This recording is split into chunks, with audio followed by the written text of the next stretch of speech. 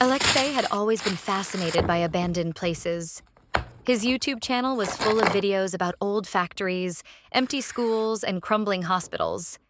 But one night he stumbled upon a local legend about a strange apartment on the edge of the city. A flat that had never been rented, even though the entire housing complex around it was filled with families.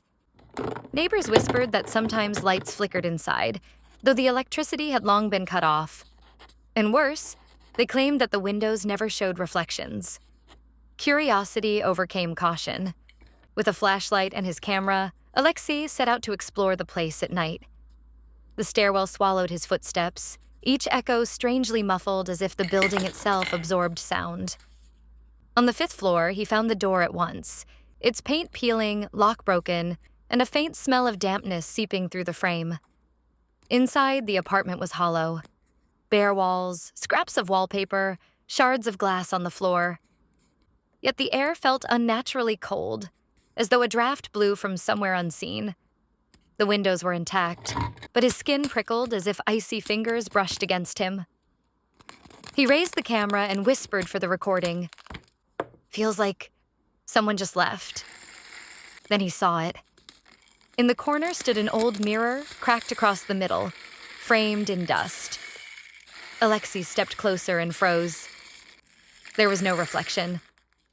His flashlight glared against the glass, but the mirror showed only the empty room. His chest tightened. He stumbled back, and from the next room came a long scraping sound, like nails dragging slowly across the floor. "Who's there?"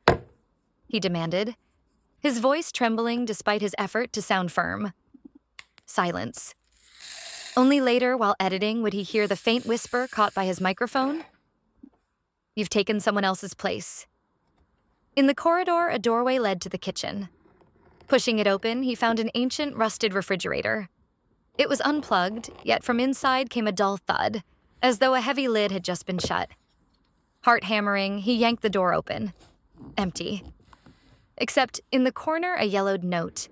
Scrawled across it were the words, "Don't look out the windows at night." Instinctively, Alexei turned toward the window. The courtyard below looked wrong. No streetlights, no glowing windows in the neighboring buildings. And then he realized it wasn't the same city. Beyond the glass stretched an endless black expanse. Far in the distance, a faint glow shimmered. Another apartment window, identical to the one he stood in. And in that distant window, someone was standing, staring straight back at him.